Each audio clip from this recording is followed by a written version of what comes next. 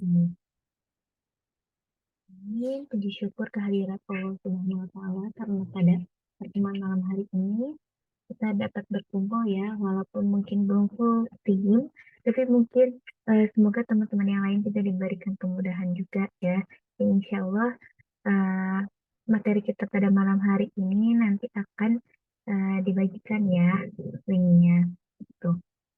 Tidak lupa salawat serta salam semoga tercurahkan kepada Nabi kita Nabi Muhammad SAW, pada para sahabatnya, keluarganya, hingga kita selaku umatnya hingga akhir zaman. Amin ya Allah ya Rabbal alamin. Sarah gimana kabarnya Sarah? Nanti mungkin bisa sambil menyimak, bisa sambil dicat juga ya kabar-kabarnya gimana. Seperti itu. Oh iya, sebelum kita mulai, mari kita mulai agenda kali ini dengan baca basmalah. Bismillahirrahmanirrahim. Dan juga tilawahnya kita baca surat Al-Fatihah aja ya. A'udzu billahi minasyaitonir rajim. Bismillahirrahmanirrahim. Alhamdulillahi rabbil alamin.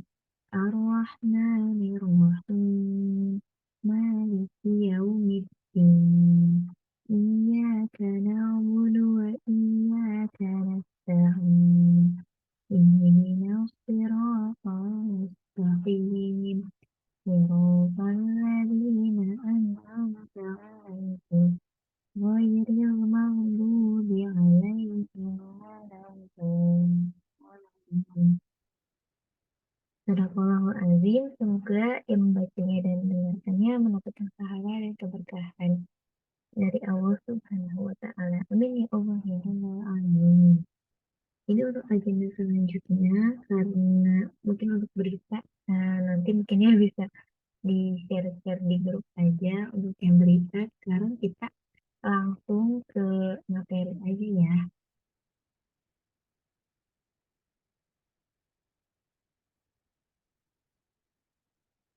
Nah, ini itu deh, apresiasi juga buat Sarah.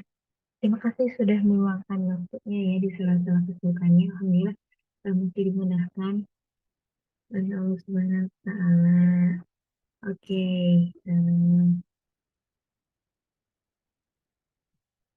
nah untuk materi hari ini sebenarnya kita reminder ya tentang hadis Arba'in ke-16 dengan tema jangan marah. Jangan marah ini maksudnya mengendalikan emosi dan amarah. Jadi kan teteh itu kan kuliah PPG. Nah, ada salah satu mata kuliah tentang sosial emosional. Jadi dalam dunia pendidikan atau psikologi biasanya ada mata kuliah sosial emosional. Nah, dan saat membahas mata kuliah itu gitu ya, ternyata jadi ingat gitu bahwasannya di eh, yang mana mata kuliah tersebut nanti bermuaranya itu pada akhlak gitu, dan teteh langsung ingat oh iya ya padahal dari Islam itu benar-benar apa ya yang namanya sisi sosial emosional itu benar-benar dibahas gitu di Islam itu. Nah, apa aja yang dibahas dalam Islam ya terkait dengan mengendalikan emosi dan amarah, kita akan bahas dari hadis ini. Nah, ini ya, hadisnya itu yang artinya dari Abu Hurairah radhiyallahu anhu berkata, seorang laki-laki berkata kepada Nabi Shallallahu alaihi wasallam, "Berilah aku nasihat." Beliau menjawab, "Jangan marah." Beliau mengulanginya beberapa kali, "Jangan marah." Hadis riwayat Bukhari. Nah, Abu Darda berkata, jadi ini ada hadis pendukungnya ya, hadis pendukung dari hadis yang sebelumnya itu. Nah, ada di hadis riwayat Tabrani. Ini Abu Darda berkata, aku bertanya, wahai Rasulullah, tunjukilah aku suatu amal yang memasukkan aku ke surga. Rasulullah menjawab, jangan marah, bagimu surga. Hadis riwayat Tabrani. Nah, ada pula yang mengatakan bahwa laki-laki tersebut adalah Jariyah ibnu Qudamah radhiyallahu anhu. Sebagaimana riwayat Imam Ahmad dari Jariyah bin Qudamah as-Sa'di bahwa dia bertanya kepada Rasulullah Shallallahu Alaihi Wasallam, "Wahai Rasulullah, katakanlah kepadaku satu perkara yang bermanfaat dan persingkatlah untukku agar aku bisa memahaminya. Rasulullah Shallallahu Alaihi Wasallam bersabda, jangan marah. Dia mengulangi pertanyaan tersebut berulang-ulang dan setiap pertanyaan dijawab oleh Rasulullah, jangan marah. Hadis riwayat Ahmad. Jadi apa sih yang membuat eh, benar-benar jawabannya itu singkat, padat, dan jelas gitu. Jangan marah. Kira-kira ada apa sih ya di balik marah itu gitu ya? Nah, ini kalau kita kaji secara ilmiah ya, jadi marah itu kan kalau di dalam biologis itu, proses biologis itu pasti pasti ada ya prosesnya gitu. Kenapa sih kita bisa marah kayak gitu kan? Nah, secara biologis ya, lapar, marah, ini ada hubungannya juga dengan tingkatan glukosanya. Terus gimana kadar glukosa lebih rendah bisa bikin kamu marah? Jadi kadang sering dengar kan ketika kita orang lapar tuh katanya jangan jangan disenggol kalau orang lapar tuh soalnya gampang kepancing emosinya. Nah, ada benernya juga sih gitu ya. Di sini kita bahas. Jadi, saat makanan dikonsumsi, semua karbohidrat, protein, lemak dicerna menjadi gula sederhana, seperti glukosa, asam amino, dan asam lemak bebas. Tuh kan. Nah, ketika glukosa pertama kali diserap dari usus, ini kadar glukosa darah akan meningkat. Nah, yang mana kan di proses yang kedua ini ketika diserap itu kan glukosanya jadi levelnya jadi tinggi ya. Jadi di situ kita ngerasa kenyang di situ. Nah, proses ketiga, nutrisi ini kemudian dikirim dan dari aliran darah ke organ dan jaringan. Jadi tadi ya nutrisi-nutrisinya kayak protein, asam amino dan sebagainya itu dikirim eh, melalui aliran darah yang mana nanti disebar ke organ dan jaringan di seluruh tubuh. Nah, ketika semuanya disebar, nah seiring berjalannya waktu, kadar glukosa darah akan mulai turun kan. Nah, lalu selanjutnya otak kita ini sangat bergantung pada glukosa gitu. Jadi ketika kadar glukosa darah itu turun, turun cukup jauh ya level glukosanya itu turun, otak ini akan menganggapnya sebagai situasi yang mengancam jiwa gitu. Nah, mekanisme ini menjelaskan kenapa glukosa yang lebih rendah itu akan membuat kita marah. Terus gimana sih kondisi otak kita gitu ya ketika level glukosanya itu eh, lagi turun gitu. Nah, jika kadar glukosa darahnya itu turun ke amat tertentu, itu otak akan mengirimkan instruksi ke beberapa organ untuk mensintesis dan melepaskan hormon daripada meningkatkan jumlah glukosa dalam aliran darah. Nah, jadi di otak itu kan ada kelenjar pituitari, oh ya, otak itu dia em, di dalam itu kan ada kelenjar pituitari ya, yang mana kelenjar ini akan menghasilkan hormon pertumbuhan. Nah, lalu di otak ini juga menginstruksikan pankreas ya untuk memproduksi glukagon. Nah, lalu otak juga menginstruksikan kelenjar adrenal ini untuk memproduksi hormon adrenalin dan kortisol gitu. Terus apa hubungannya gitu kan? Nah, terus marah juga sebenarnya bisa bikin berat badan naik. Kenapa? Ini juga sebenarnya tadi ya dipengaruhi oleh hormon adrenalin sama kortisol gitu. Jadi marah ini dia dapat memacu adrenalin. Jadi kenapa orang-orang yang misalnya marah itu benar-benar kadang ada yang nggak ketahan gitu kan sambil mukul lah, sambil apa ya istilahnya mengamuk gitu ya. Nah itu karena adrenalinnya terpacu gitu. Nah setelah itu tubuh kan melepaskan hormon kortisol ya, yang mana sebenarnya hormon kortisol ini juga dia mempengaruhi tekanan darah gitu. Makanya kenapa orang marah itu kan bisa jantungan kayak gitu ya karena adanya hormon ini gitu yang memacunya. Selain memacu tekanan darah juga, kortisol ini juga dapat menghambat pencernaan. Kenapa dapat menghambat pencernaan? Karena si hormon kortisol ini dapat mengubah gula darah menjadi lemak itu, yang mana harusnya kan gula darahnya itu kan digunakan ya, glukosanya itu harusnya dirubah jadi ATP, jadi energi gitu ya. Tapi hormon kortisol ini karena lagi marah, kitanya lagi marah gitu ya, memacu hormon kortisol ini gula darahnya itu justru jadi lemak, yang mana kan lemak itu dia dapat menghambat pencernaan gitu, malah menumpuk di badan gitu. Makanya berat badannya itu bisa naik. Nah, ini proses alamiah ya, proses alamiah ketika kita marah ternyata ada hormon-hormon yang bekerja di dalamnya gitu kan.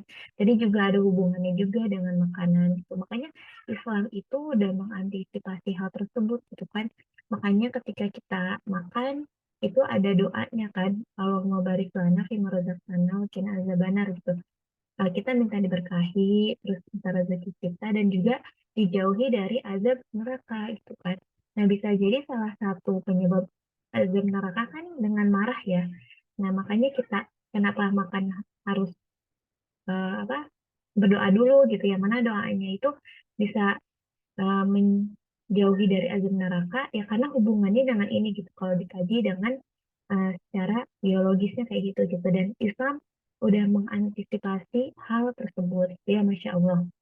Terus juga Islam juga udah mengantisipasi juga gitu bahwasannya kita juga berpuasa ya, kita berpuasa. Berpuasa juga itu kan menahan hawa nafsu kan, salah satunya juga marah gitu. Jadi kita sebagai umat muslim itu beruntung gitu. Eh, kita udah dilatih gitu kan, gimana kita mengelola emosi kayak gitu. Makanya kalau misalnya secara biologis kan kalau kita lapar itu kan kita bisa mudah marah gitu kan. Tapi Islam itu bisa mendesain kayak puasa itu menahan hawa nafsu. Terus kenapa ya kok beda gitu saat kita lapar saat nggak puasa, saat kita lapar pas puasa beda kan laparnya. Nah, bedanya itu biasanya kalau kita puasa eh, harusnya kan secara normal yang kita proses untuk jadi energi itu kan glukosa ya. Tapi karena kita udah ada niat nih, niat puasa, kita sahur, itu tuh secara otomatis otak tuh langsung merangsang tubuh kita yang dicerna saat pencernaan saat kita puasa itu adalah glukagonnya gitu, bukan glukosa tapi glukagon yang ada di tubuh gitu. Yang mana glukagon itu kan semacam lemak gitu ya. Jadi lemaknya itu yang dicerna jadi energi kayak gitu. Makanya puasa itu bisa apa ya menurunkan berat badan seperti itu. Itu yang Masya Allah sekali gitu. Nah, kita udah didesain rupanya secara biologis kayak gini, tapi Allah juga desain juga caranya gitu dalam Islam supaya dapat menjaga tubuh kita, dan lebih dari itu bahkan bisa terpancar juga dari akhlak kita kayak gitu ya. Ya udah, kita lanjut lagi nih. Terus kandungan isi dari hadis itu apa? Yang pertama, kandungannya itu adalah rindu pada surga. Nah, Rasulullah sabda Rasulullah SAW itu ada kata la taghdab, umumnya didahului dengan pernyataan atau permintaan para sahabat yang ingin masuk surga. Nih, artinya wahai Rasulullah, tunjukilah aku satu amal yang memasukkan aku ke surga. Nah, pada hadis ini sahabat minta nasihat. Yang artinya nasihatilah aku. Seorang muslim itu suka minta nasihat. Nasihat yang bermanfaat di dunia dan di akhirat, nasihat yang masukkan ke dalam surga. Nah, nasihat-nasihat yang Rasulullah beri ya kepada sahabat itu ya tadi ya ketiga hadis yang kita sebutkan di awal, yaitu artinya jangan marah, intinya itu ya, seperti itu. Nah, terus juga kandungan hadis ini juga bahwasannya mencerminkan akhlak seorang muslim ya, akhlak seorang muslim. Jadi hadis ini menunjukkan akhlak mendasar seorang muslim. Jadi pengelolaan emosi yang baik akan menjaga dirinya dari banyak keburukan dan mendatangkan banyak kebaikan. Dan itu terangkum dalam sabda Rasulullah, jangan marah. Jadi rangkumannya pendek banget ya, jangan marah. Dan di dalam sosial emosional juga mata kuliah yang saya pelajari juga itu kayak intinya tuh ke situ gitu. Ketika misalnya ada murid yang bikin kesel, itu bahkan diteliti ya sama orang-orang di luar negeri gitu ya, bahkan yang non muslim, ketika misalnya ada yang membuat kesal, itu jangan langsung terpancing emosinya, jangan langsung marah gitu. Tapi kayak kita bernafas dulu, kayak tarik nafas dulu, tenang dulu, kayak gitu. Baru kita bisa mengambil keputusan apa yang harus kita lakukan, kayak gitu kan. Islam juga sama kan, kayak kalau lagi marah, istighfar dulu, wudhu dulu, bahkan ada step-stepnya gitu kan, kayak gitu. Lalu ini juga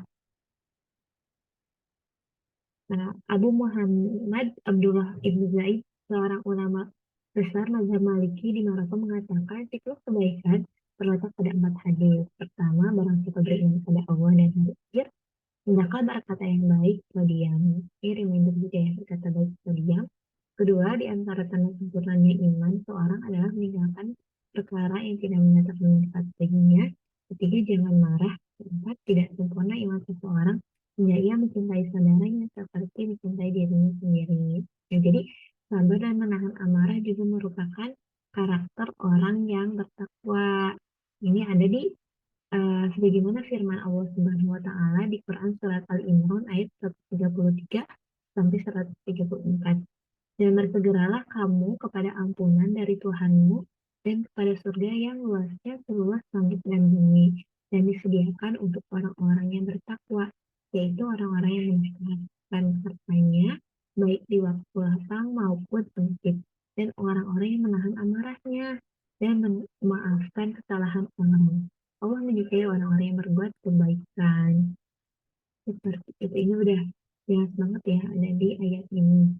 Menahan amarahnya dan memaafkan kesalahan orang. Ini sebenarnya lumayan juga ya kalau misalnya dalam ini. Tapi janji Allah itu ya, Allah menyediakan surga yang luasnya seluas langit bumi. Oke, lalu uh, poin yang ketiga itu marah menghimpun seluruh keburukan. Hmm, jadi ada kisah ya dari Humaid bin Abdurrahman, dari seorang laki-laki sahabat Nabi Sallallahu Alaihi Wasallam yang mengatakan ada seorang laki-laki berkata, "Wahai Rasulullah, berilah aku nasihat." Rasul bersabda, "Jangan marah."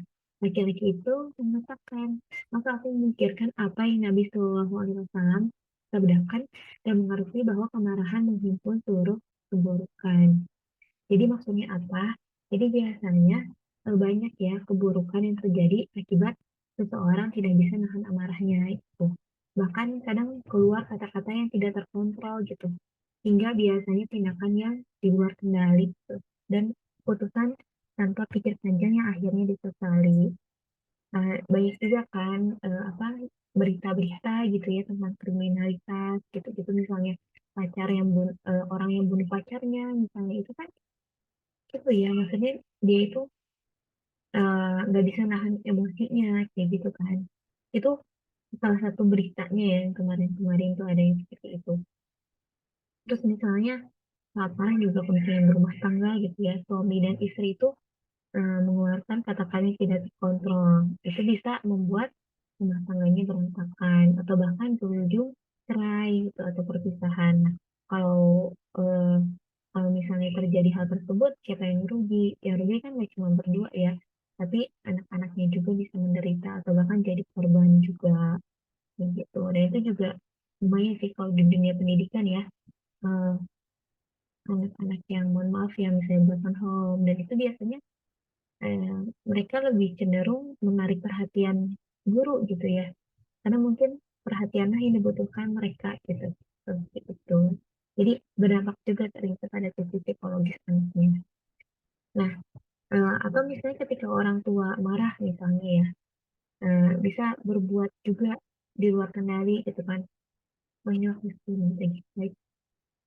Yang misalnya selain kata-kata yang buat anak takut, sekarang juga ada mungkinnya beberapa orang yang misalnya main tangan pada anak, itu kan malah jadi buat luka pengasuhan ya. Jadi kayak anak itu punya inner child-nya gitu kan ya, bahkan inner child-nya itu dia rasakan sampai sampai dewasa gitu kan, biasanya kayak gitu.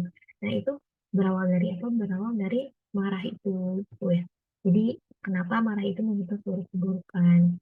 Nah sebaliknya, kalau misalnya sabar gitu ya, itu sabar itu dapat menghimpun seluruh kebaikan. Nah, kalau misalnya ketika ada yang buat kesal terus terkontrol emosinya, itu insya Allah gitu ya, eh, orang yang sabar itu dan menjauhi kemarahan, dia akan dicintai Allah. Kemudian cintai sesama manusia. Ini dari Abdullah bin Amr, ia berkata pada Rasulullah Shallallahu Alaihi Wasallam, apa yang bisa menjauhkanku dari kemurkaan Allah Azza wa Jalla? Rasulullah bersabda, yang marah, hadis riwayat Ahmad. Nah, sabar dan tidak marah juga merupakan kekuatan yang sesungguhnya. Bagaimana sabda Rasulullah, orang yang kuat bukanlah orang yang pandai bergulat. Sesungguhnya orang yang kuat adalah orang yang bisa menguasai dirinya ketika marah. Hadis riwayat Ahmad. Terus juga mengendalikan marah itu merupakan kunci surga. Ini Abu Darda berkata, aku bertanya, wahai Rasulullah, tunjukilah aku satu amal yang masukkan aku ke surga. Rasulullah menjawab, jangan marah, bagimu surga. Hadis riwayat Tabrani. Yang tadi ya, pokoknya ini, barang siapa yang menahan amarah, padahal ia mampu melampiaskannya, kelak pada hari kiamat, Allah Azza wa Jalla memanggilnya di hadapan seluruh makhluk, hingga memberikan pilihan kepadanya bidadari mana yang ia inginkan. Hadis riwayat Tabrani. Nah, adapun kiat mengatasi marah itu, yang pertama menghilangkan atau meminimalisir penyebab marah. Lalu kita ingat dampak dan bahaya marah ya. Kayak tadi kan kalau misalnya orang tua, kasihan gitu anak kita, ya, jangan saya punya inner child kayak gitu. Lalu mengingat keutamaan mengendalikan marah ya, bahwasanya keutamaan mengendalikan marah kan ini ya, apa, hadiahnya itu surga gitu. Lalu membaca ta'awudz, merubah posisi gitu ketika sedang berdiri, maka duduk, ketika duduk masih marah, berbaring. Lalu juga lebih baik diam ya daripada berbicara, lalu berwudu. Tuh. Nah, tapi boleh nggak sih marah? Ternyata ada nih marah karena mencari keridhaan Allah. Lalu marah yang kayak gimana gitu ya. Ini tidaklah Rasulullah SAW membahas atau menghukum karena dirinya disakiti sedikit pun, kecuali apabila kehormatan Allah dilukai, beliau menghukum dengan sebab itu karena Allah Azza wa Jalla. Nah, jadi marahnya itu karena ini ya, apabila kehormatan Allah dilukai. Ini hadis riwayat Bukhari dan Muslim. Nah, lalu lalu ada juga nih kisah dari Abu Mas'ud Al-Ansori, ia berkata, seorang laki-laki menghadap Rasulullah Shallallahu Alaihi Wasallam berkata, sesungguhnya aku memperlambat salat subuh disebabkan oleh si fulan yang memanjangkan sholat dengan kami. Maka tidaklah aku melihat Nabi Shallallahu Alaihi Wasallam marah dan memberikan nasihat yang lebih hebat dari kemarahan beliau pada hari itu. Lantas beliau bersabda, wahai manusia, sesungguhnya di antara kamu itu ada orang yang membuat manusia lari dari agama. Siapa saja di antara kamu yang mengimani banyak orang banyak, maka hendaklah ia meringkaskan. Karena sesungguhnya di belakangnya ada orang yang sudah tua, orang yang lemah, dan orang yang memiliki keperluan. Hadis riwayat Muslim. Nah, suatu hari Abu Dzar Al-Ghifari radhiyallahu anhu pernah berselisih juga dengan Bilal radhiyallahu anhu. Lalu Abu Dzar menghina Bilal dengan menyebut anak budak kita. Nah, mengetahui itu Rasulullah SAW marah lantas bersabda, wahai Abu Dzar, apakah kamu menghinanya? Sesungguhnya dalam dirimu masih ada sifat jahiliyah. Hadis riwayat Bukhari. Dari hadis itu Abu Dzar langsung minta maaf kepada Bilal dan Bilal memaafkannya. Jadi intinya marahnya itu ya karena mungkin salat sholatnya itu ya kalau bisa diringkas gitu, kalau misalnya lagi berjamaah, karena di belakangnya kan kita nggak tahu ya ada yang orang tua, orang yang lemah gitu ya, orang yang sakit-sakitan, dan juga ada orang yang sibuk gitu yang memiliki keperluan gitu. Jadi kalau misalnya lagi imaman ya mungkin kita perhatikan juga ya kondisi makmum kita. Nah, terus sama Rasul juga marah kalau ada yang menghina ya, yang saling menghina itu. Ya Rasulullah uh, marah gitu ya karena dihina gitu kayak Bilal gitu contohnya ya, dihina oleh Abu Dzar kayak gitu. Jadi jangan menghina. Jadi itu ya. Nah, mungkin sekian ya untuk materi yang tentang jangan marah. Semoga ini bisa meringankan kita semua ya terkait dengan ini apa untuk menguji kesabaran. Karena memang di dunia ini godaannya banyak banget ya, ya Allah, Masya Allah. Tapi semoga kita selalu bisa istiqomah ya, dimudahkan untuk dapat mengelola emosi, istri sosial emosional kita gitu. Karena banyak penelitian juga ya tentang sosial emosional ini, orang yang dapat mengendalikan sosial emosionalnya itu cenderung lebih mudah diterima di lingkungan, terus lebih mudah juga apa beradaptasi dan sebagainya gitu ya. Insya Allah mungkin bisa membuat kehidupan kita juga lebih berkah ya. Ya kan kalau misalnya orang-orang baiknya suka sama kita gak dijauhin lah, kita bukan orang yang toksik kan, insya Allah ya apa kebaikan-kebaikan juga lebih mudah juga gitu datangnya. Seperti itu mungkin ya. Ini waktunya ternyata terbatas ya, 3 menit lagi. Nanti mungkin Sarah untuk kabar kabarnya boleh di chat aja, sama kalau ada pertanyaan kayak gitu-gitu juga boleh ya di chat grup aja ya. Mohon maaf ini teh waktunya sangat terbatas. Ya mungkin mohon maaf banget. Ya, di WA ya di WA aja ya karena ini waktunya sangat terbatas. Mohon maaf. Kalau gitu kita tutup saja ya pertemuan kali ini baca hamdalah. Alhamdulillahirrahmanirrahim. Istighfar, astagfirullahaladzim. Akhir majelis. Barakallahu bihamdika. Asyhadu an la ilaha illa anta. Astaghfiruka wa atubu ilaik. Sekian, mohon maaf ada